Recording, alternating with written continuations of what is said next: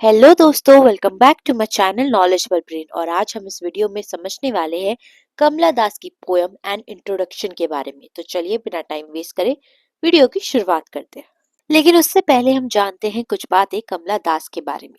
दोस्तों, कमला दास का जन्म 1934 में हुआ था और उनकी डेथ 2009 में हुई थी। वो एक फेमस इंडियन पोएट और राइटर थी। उनका पेन नेम था माधवी कुट्टी, जो उन्होंने मलयालम में लिखने के लिए यूज किया था। वो केरला के मालाबार में पैदा हुई थी। बचपन से ही उन्हें लिखने का काफी शौक था, लेकिन उनकी फैमिली ट्रेडिशनल और थोड़ी कंजर्वेटिव थी। कमला दास ने इंग्लिश और मलयालम दोनों में लिखा। इंग्लिश में उनकी पोएट्री बहुत ज्यादा बोल्ड और पर्सनल है, और मलयालम में उनके एसेज और स्टोरी काफी फेमस है। वो अपने काम में थीम जैसे फीमेल आइडेंटिटी और सेक्सुअलिटी का यूज करा करती थी, जिसमें वो ओपनली अपने डिजायर्स और फीलिंग के बारे में लिखा करती थी, जो उस वक्त पे काफी ज्यादा कंट्रोवर्शियल थे।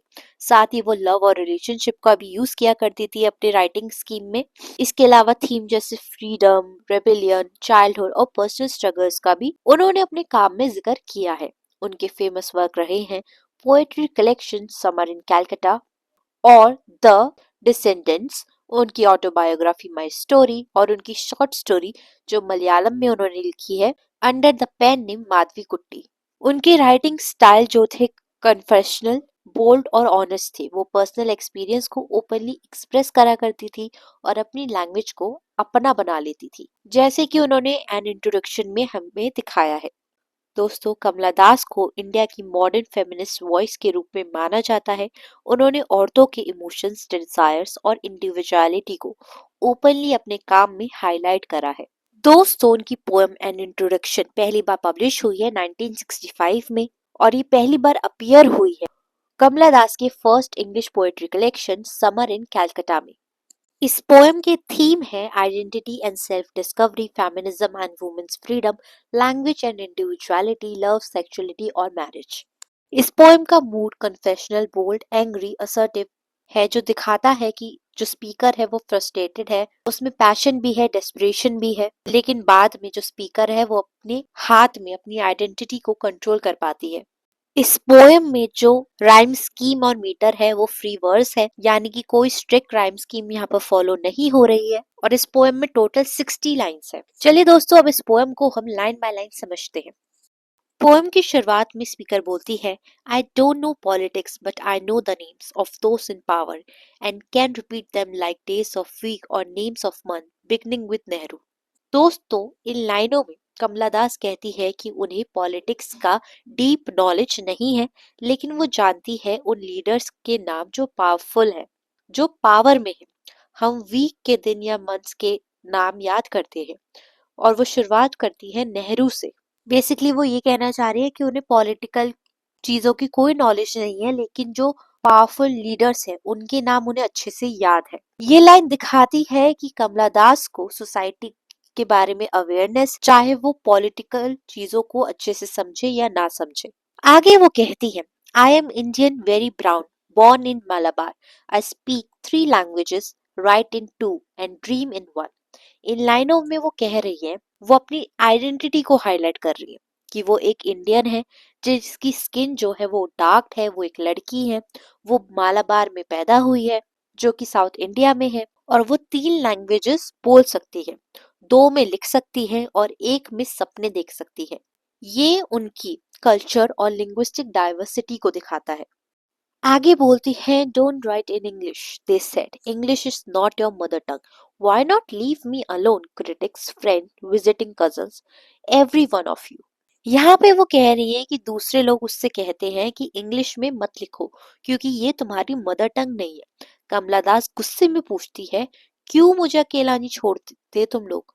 ये लाइन सोसाइटल प्रेशर और क्रिटिज्म को चैलेंज कर रही है। आगे वो बोलती है, why not let me speak in any language I like, the language I speak becomes mine, its distortion is queerness, all mine mine alone. यहाँ पर वो पूछती है, क्यों मुझे अपनी मर्जी की लैंग्वेज बोलने का अधिकार नहीं है। जो लैंग्वेज वो बोलती है वो उनकी हो जाती है, उसकी मिस्टेक्स, उसके अनयूजुअल एक्सप्रेशन भी उनके हो जाते हैं। ये लाइन उनकी इंडिविजुअलिटी और ओनरशिप को दिखा रही है। आगे वो बोलती है, it is half English half Indian, funny perhaps, but it is honest, it is as human as I am human, don't you see? It voices my joys, my longings, my hopes, and it is useful to me as count is to crows or roaring to the lions. It is human speech, the speech of mind that is here and not there, mind that sees, hears, and is aware. दोस्तों, इन लाइनों में कमला दास कहती हैं कि उनकी languages जो है वो मिक्स है। आधी वो इंग्लिश बोलती है, आधी इंडियन, यानी कि इंडिया की जो बाकी सारी लैंग्वेजेस हैं। शायद ये फनी लगे लेकिन ऑनेस्ट है। ये लैंग्वेज उनकी फीलिंग्स, डिजायर्स और होप्स को एक्सप्रेस करते हैं। जैसे क्रोज होते हैं वो काव काव बोलते हैं, लायन रोर करता है, ऐसे ही कमला दास के लिए उनकी लैंग्वेज भी जरूरी है। वो बोलती है ये ह्यूमन स्पीच है जो अवेयर और कॉन्शियस माइंड का एक्सप्रेशन है। आगे कहती है, not the deaf blind speech of trees in storm or of monsoon clouds or of rain or the incoherent mutterings of the blazing funnel pyre. वो कहती है कि ये लैंग्वेज उनकी नहीं है जो नेचर का मीनिंगलेस साउंड हो या फिर फायर पायर की इनकोहेरेंट मटरिंग हो। उनकी स्पीच जो है कॉन्शियस और मीनिंगफुल होती है। तो यहाँ पर वो एक कॉन्ट्रास्ट दिखा रही है कि उनकी जो वॉइस है वो मीनिंगलेस नहीं है, नेचर की साउंड की तरह उनकी बातों का कुछ मतलब होता है। आगे कहती हैं, I was child and later they told me I grew for I become tall my limbs swelled and one or two places sprouted here. यहाँ वो कह रही है, वो अपनी ग्रोथ का जिक्र कर रही है। बचपन में वो इनोसेंट थी, फिर बड़े होने पर उन्हें बताया गया कि वो ग्रोन अप हो गई है क्योंकि उनका जो बॉडी है वो बदल रही थी, हाइट बदल रही थी, लिम्ब और प्यूबर्टी के साइंस आए। ये एक सिंपल येट ऑनेस्ट रिफ्लेक्शन है फिजिकल और सोशल ग्रोथ का जो उन्होंने यहाँ पर मेंशन किया है। आगे वो बोलती है, when I asked for love not knowing what else to ask for he drew a youth of 16 into the bedroom and close the door. यहाँ पर कमला दास बताती है, जब उन्होंने लव मांगा, प्यार मांगा, उस वक्त पे उन्हें पता ही नहीं था कि प्यार के अलावा क्या और मांगा जा सकता है। लेकिन उनके हस्बैंड ने लव को सिर्फ फिजिकल डिजायर समझा और उन्हें बेडरूम में ले जाकर दरवाजा बंद कर दिया। तो यहाँ पर उन्होंने बताया है कि उन्हें लव चाहिए था, लेकिन जो उनके हस्बैंड था उसको बस फिजिकल इंटीमेसी ही चाहिए थी। आगे वो बोलती है, he did not beat me but my sad woman body felt so beaten. इन लाइनों में वो कह रही है कि उनके पति ने उन्हें कभी फिजिकली नहीं मारा है, लेकिन इमोशनली और मेंटली उन्हें काफी ज्यादा हर्ट किया है, जो फिजिकल अब्यूज से भी ज्यादा पेनफुल रहा है उनके लिए। आगे वो बोलती है, the weight of my breasts and womb crushed me, I shrank pitifully. इन लाइनों में वो कह रही हैं कि उनकी फेमिनिटी एक बर्डन बन गई थी। ब्रेस्ट और वूम जो वुमेनहुड के सिंबल है वही उन्हें दबाने लगते हैं, वो अंदर से टूट जाती है। यानी कि जो उनका वुमेनहुड था वो ऑप्रेसिव था और वो हेल्पलेस थी। आगे वो बोलती है, then I wore a shirt and my brother's trouser, cut my hair short and ignore my womanliness. तो यहाँ पर इन लाइनों में वो बता रही है कि जब मेरी फेमिनिटी चूर चूर हो गई, मेरे वुमेनहुड को ऑप्रेस किया गया, उस वक्त पे वो ट्रॉमा के बाद एक रेबेलियन की तरह बाहर निकली। उस वक्त पे उन्होंने मस्कुलिन क्लोथ्स पहने, बाल छोटे कर लिए और अपनी फेमिनिटी को ही रिजेक्ट कर दिया। आगे वो बोलती है, dress in saris, be girl, be wife, they said. इस लाइन में वो बोल रही है कि सोसाइटी फिर से प्रेशर डालती है कि साड़ी पहनो, लड़की बनो, वाइफ बनो। जो सोसाइटी ने अपने बिलीफ, अपने नॉर्म्स जो स्टेब्लिश कर रखे हैं एक वुमेन के लिए, एक ट्रेडिशनल फीमेल के लिए कुछ रोल्स और अपीयरेंस जो उन्होंने स्टेब्लिश कर रखे हैं, उसकी तरह उन्हें बनने के लिए बोला जाता है। आगे वो कहती है, be embroiderer, be cook, be a quarreller with servants. यानी कि औरतों के लिए कुछ फिक्स रोल्स जो है वो बताए जाते हैं इस लाइन में, जैसे कि सिलाई करो, खाना बनाओ, घर के कामों में उलझी रहो, अपनी सर्वेंट से जो है लड़ाइयाँ करो, झगड़े करो। ये वुमेन की ड्यूटी है अकॉर्डिंग टू सोसाइटी। आगे वो बोलती है, fit in oh belong cried the categorizers. यानी कि सोसाइटी के लोग कहते हैं कि सिस्टम में फिट हो जाओ, नॉर्म्स को फॉलो करो। आगे वो बोलती है, don't sit on walls or peep in through our lace draped windows. वो कहते हैं ना रेबल बनो, ना बाउंड्रीज को क्रॉस करो, सिर्फ जो अलाउड है वही करो। यानी कि जो सोसाइटी ने कुछ बाउंड्रीज बना रखी है एक फीमेल के लिए, बस उसको ही तुम फॉलो करो, इसके अलावा तुम कुछ मत करो। आगे वो बोलती हैं बी एमी और बी कमला और बेटर स्टिल बी माधवी कुट्टी।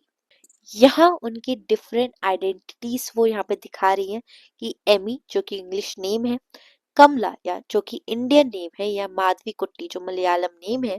सोसाइटी चाहती है कि वो एक ही आइडेंटिटी चूज करे, यानी कि जो इतनी सारी आइडेंटिटी है उनकी, उनमें से सिर्फ वो एक ही चूज करे। और आगे कहते हैं it is time to choose a name or role. Society demand करती है क्लैरिटी की, कि एक नाम, एक रोल या एक आइडेंटिटी को चूज करो इस रिजिड बाउंड्रीज के अंदर। Don't play pretending games, don't play it at schizophrenia और बी अ निम्फो। यानी कि अगर वो नॉर्म्स फॉलो नहीं करती तो लोग उन्हें मेंटली अनस्टेबल या इमोरल बोल देते। यानी कि अगर औरत सोसाइटी के अकॉर्डिंग नहीं चलेगी तो सोसाइटी उसको पागल घोषित कर देती है। आगे वो बोलती हैं don't cry embarrassingly loud when jilted in love. यानी कि सोसाइटी चाहती है कि औरत अपना पेन भी साइलेंटली ही झेले, कुछ एक्सप्रेस ना करे अपने इमोशंस। आगे वो कहती है I met a man, loved him, call him not by any name, he is every man who wants a woman. इन लाइनों में वो कहती है कि मैंने एक आदमी से प्यार किया, लेकिन वो कोई इंडिविजुअल नहीं, वो हर आदमी का सिंबल है जो औरत से सिर्फ डिजायर चाहता है। आगे कहती है just as I am every women who seeks love. यानी कि और वो खुद हर उस औरत का सिंबल है जो सिर्फ प्यार चाहती है। इन दो लाइनों में वो ये कहना चाह रही है कि ये यूनिवर्सल फिगर है, हर एक औरत सिर्फ प्यार चाहती है, लेकिन हर एक आदमी जो है वो सिर्फ डिजायर चाहता है। आगे वो बोलती है in him the hungry horse of rivers, in me the ocean tireless waiting. यानी कि मैन को रिवर्स से कंपेयर किया गया है जो कि फास्ट और इम्पेशेंट है, और औरतों को ओशन से कंपेयर किया गया है जो गहरी है, पेशेंट है और एंडलेसली वेट करती है। आगे वो बोलती है who are you, I ask each and every one, the answer is it is I. वो पूछती है तुम कौन हो, और हर कोई यही कहता है कि मैं आई हूँ, यानी कि मैं हूँ। आगे वो कहती है anywhere and everywhere I see the one who calls himself I. Poem यहाँ यूनिवर्सल हो जाती है जहाँ आई हर जगह है, यानी कि जो सेल्फ होता है वो यूनिवर्सल है, यानी कि लोग सिर्फ अपने बारे में ही सोचते हैं। आगे कहती है it is I who drink lonely, drink at 12 midnight in hotels of strange towns. वो लोनलीनेस, आइसोलेशन और इमोशनल एम्प्टीनेस को दिखाती है। आगे वो बोलती है it is I who love, it is I who make love and then feel shame. ये इन लाइनों में वो कहती है कि औरत हंसती है, प्यार करती है, लेकिन बाद में सोसाइटी उसे गिल्ट फील करवा देती है। आगे कहती है it is I who lie dying with a rattle in my throat. ये लाइन ह्यूमन मॉर्टालिटी का सिंबल है जो बताती है कि डेथ तो सबके लिए सेम ही होती है। आगे कहती है I am sinner, I am saint, I am the beloved and the betrayed. इन लाइनों में वो कह रही है कि इंसान दोनों होता है, पापी भी होता है और पवित्र भी होता है। वो प्यार पाने वाला भी होता है और धोखा देने वाला भी होता है। आगे वो कहती है I have no joys that are not yours, no ache which are not yours. उनका दुख और खुशी हर इंसान का दुख और खुशी है, यानी कि उनके जो इमोशंस हैं वो यूनिवर्सल ह्यूमन इमोशंस है। और लास्ट में वो कहती हैं I too call myself I. यानी कि जो पोयम का कंक्लूजन है वो ये है कि वो भी अपनी इंडिविजुअलिटी का हक मांगती है। दोस्तों ओवरऑल ये पोयम जो है एन इंट्रोडक्शन की शुरुआत में कमला दास से होती है, जो कहती है कि वो इंडिया के सारे मेल लीडर्स के नाम जानती है, ये नाम उनके अंदर शामिल है, उनकी ओवरवेलमिंग पावर का ट्रिब्यूट है। ये काफी कॉन्ट्रास्ट है क्योंकि उनके अपने लैक ऑफ पावर के साथ जो उन्होंने 16 साल की उम्र में शादी कर ली और ग्रोइंग अप के दौरान, यानी कि जब जैसे जैसे वो बड़ी हुई, जैसे उन्होंने महसूस किया, वो अपनी आइडेंटिटी के साथ स्ट्रगल करती हैं और आखिरकार ट्रेडिशनल वाइफ का रोल छोड़ने में सफल होती है। कमला दास बताती है कि कैसे आदमी दुनिया में अपनी सॉलिड आइडेंटिटी के साथ मूव कर सकते हैं। उन्हें चॉइसेस और इमोशंस का फ्रीडम है। पोएम के लास्ट लाइन में वो इस वे ऑफ लाइफ के खिलाफ पुश बैक करती हैं और कहती हैं कि वो भी उन फीलिंग्स को फील कर सकती है जो उनके लवर के लिए नहीं है। वो भी आय हो सकती है। वो भी सिर्फ अपने बारे में सोच सकती है, अपनी खुद की आइडेंटिटी के बारे में सोच सकती है, अपने इंडिविजुअलिटी का राइट क्लेम कर सकती है और अपनी जिंदगी अपने हिसाब से जी सकती है। दोस्तों, आई होप आपको ये पोएम समझ में आ गई हो, और पोएम्स देखने के लिए और वीडियो समझने के लिए चैनल को सब्सक्राइब करें, और अगर आपको कोई पर्टिकुलर वीडियो चाहिए इंग्लिश लिटरेचर में तो कमेंट सेक्शन में लिख के जरूर बताइएगा। दोस्तों, ऑलरेडी मेरे पास वैसे तो काफी सारी रिक्वेस्ट आई है वीडियो के लिए, लेकिन मेरी तबीयत खराब हो गई थी, इस वजह से मैं एक एक करके सारी वीडियोस को अपलोड करूंगी, तो थोड़ा पेशेंटली वेट कर लीजिएगा। And thank you for watching this video.